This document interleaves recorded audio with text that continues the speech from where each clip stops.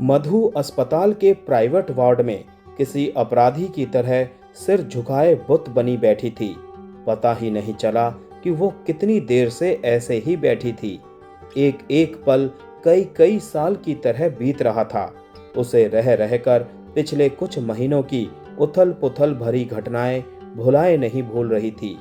मधु की नौकरी जब शहर की एक बड़ी कंपनी में लगी थी तो घर में खुशी का माहौल था, लेकिन साथ ही मम्मी पापा को यह चिंता भी थी कि अपने शहर से दूर उस अनजान बड़े शहर में बेटी को कैसे भेजें। आखिर वो वहां कैसे रहेगी। फिर उसने ही मम्मी पापा का हौसला बढ़ाया था और कहा था कि शहर भेज रहे हैं या जंगल में, लाखों लोगों में आपकी बेटी अकेले कैसे रहेगी। उस जैसी और भी बेटियां वहां होंगी या नहीं। जब वे लोग शहर पहुंचे तो मम्मी पापा उसे नौकरी ज्वाइन कराकर और उसकी ही जैसी 3 और लड़कियों के ग्रुप में छोड़कर घर लौट आए। थोड़े ही दिनों के बाद उनमें से 2 लड़कियों के रहने का इंतजाम उनके साथियों ने कर दिया।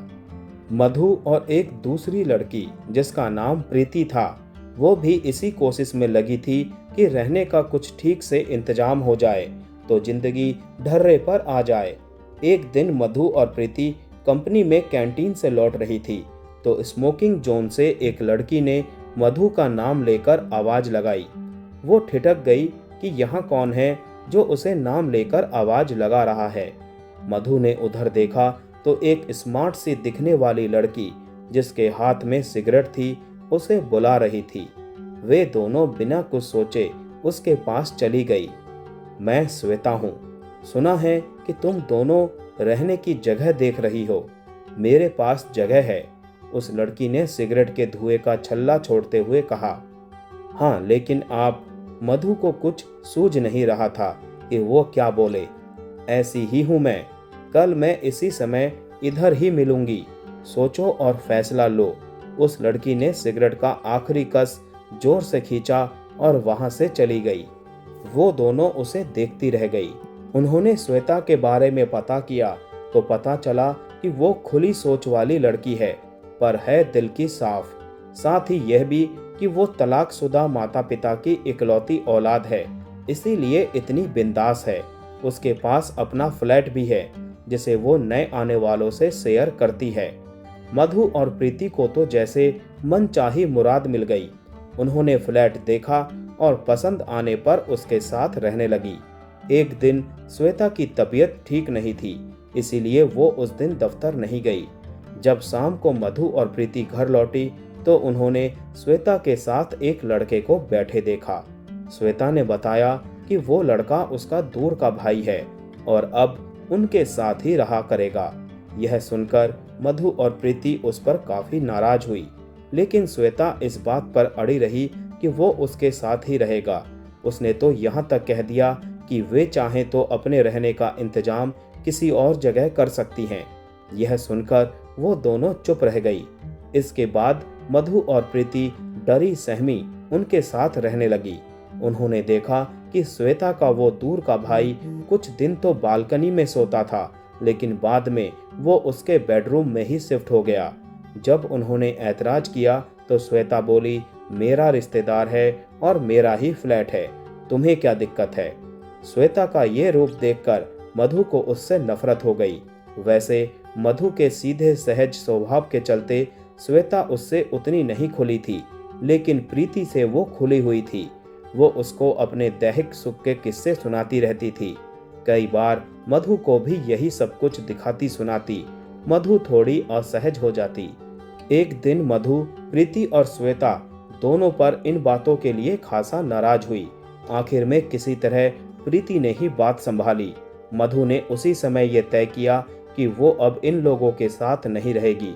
वो अगले दिन दफ्तर में पापा की तबीयत खराब होने का बहाना करके अपने शहर चली गई थी। घर के लोग मधु के तय समय से 15 दिन पहले ही अचानक आ जाने से खुश तो बहुत थे, पर समझ नहीं सके थे कि वो इतने दिन पहले कैसे आ गई थी। लेकिन उसने उस समय घर वालों को ये नहीं बताया कि वो किस वजह से आई थी।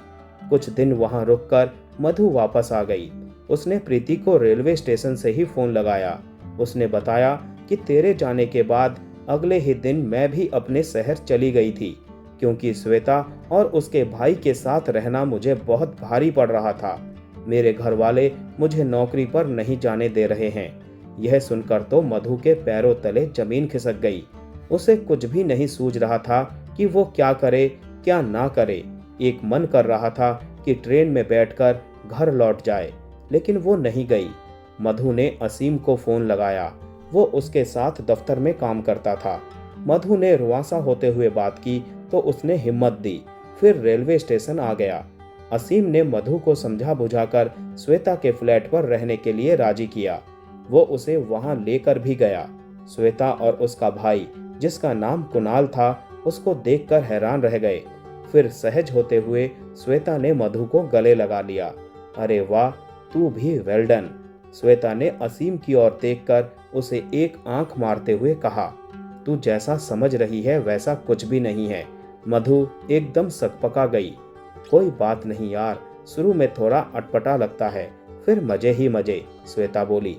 तू गलत समझ रही है।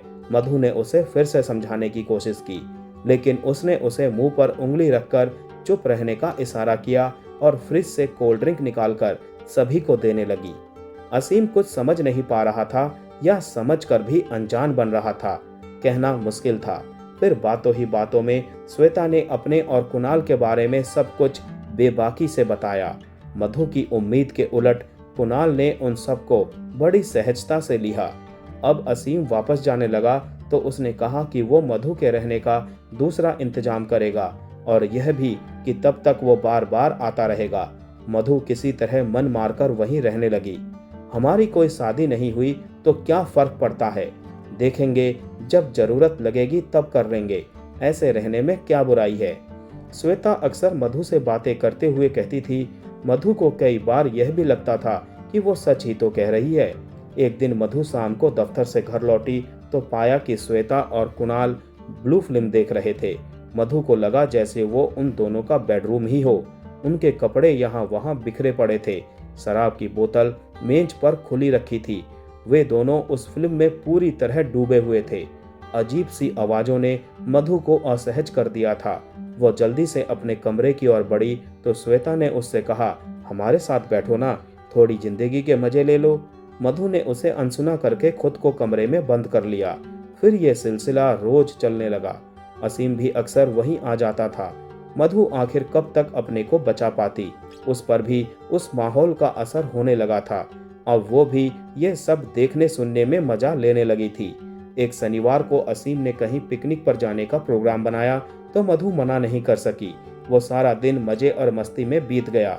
रात होते होते बादल घिरने लगे। थोड़ी ही देर में तेज बारिश होने लगी और वे अपने शहर की ओर चल दिए। मधु के मना करने के बावजूद असीम उसे घर तक छोड़ने आया था और आते ही सोफे पर पसर गया था। थोड़ी ही देर में उसे गहरी नींद आ गई। मधु ने असीम को थोड़ी देर सोने दिया, फिर उसे जगाकर वहां से जाने को कहा। इतने में टेलीविजन पर उनके फ्लैट के पास वाले मॉल में बम धमाका होने की खबर आई। पुलिस हरकत में आती तब तक वहां दंगा शुरू हो गया था। श्वेता और कुणाल खुश हो रहे थे कि दंगा होने से कंपनी से छुट्टी मिलेगी और वो मजे करेंगे।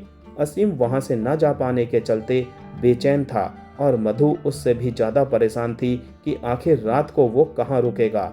असीम ने जाने की कोशिश की और मधु ने उसे भेजने की, पर पुलिस ने शहर के हालात का हवाला देकर उसकी एक न सुनी। उसे वहीं रुकना पड़ा। मधु ना जाने क्यों मन ही मन डर रही थी। श्वेता और कुणाल सोने चले गए थे। मधु ने असीम को चादर तकिया देकर सोफे पर सोने को कहा, फिर वो भी सोने चली गई। अचानक मधु की नींद खुली तो देखा कि असीम उसके जिस्म से खेल रहा था। वो चीख पड़ी और जोर से चिल्लाई। असीम ने उसे चुप रहने को कहा और उसके साथ जबरदस्ती करने लगा। मधु किसी कातर चिड़िया की तरह तड़पती ही रह गई और असीम एक कामयाब शिकारी जैसा लग रहा था। मधु चिल्लाते हुए ड्राइंग रूम में और उसके बाद उसने श्वेता के बेडरूम का दरवाजा जोर से बजाया। श्वेता और कुणाल तकरीबन अधनंगे से बाहर आए और उन्हें देखकर वो असहज हो गई और फिर सब कुछ बता दिया। तुम जरा सी बात के लिए इतना चीख रही हो, श्वेता बोली। फिर उसने कुणाल के कंधे पर सिर रखा और बोली, चलो अपना अधूरा काम पूरा करते हैं। वे दोनों अपने बेडरूम में चले गए। मधु नीचे फर्श पर बैठी रो रही थी। वहां कोई नहीं था जिस पर वो भरोसा करती और जो उसे दिलासा देता। फिर वो अपने आप को किसी तरह संभालने की कोशिश कर रही थी कि उसने अपने माथे पर किसी का हाथ महसूस किया। देखा तो असीम था। उसने उसका हाथ झटक दिया और उसे बेतहासा पीटने लगी। असीम उसकी मार सहता हुआ थोड़ी देर तक खड़ा रहा। मधु थक हार कर निढाल होकर बैठ गई। लो पानी पी लो। असीम पानी का गिलास लिए खड़ा था। मधु ने जोर से झटक कर गिलास फेंक दिया। लो पानी पी लो।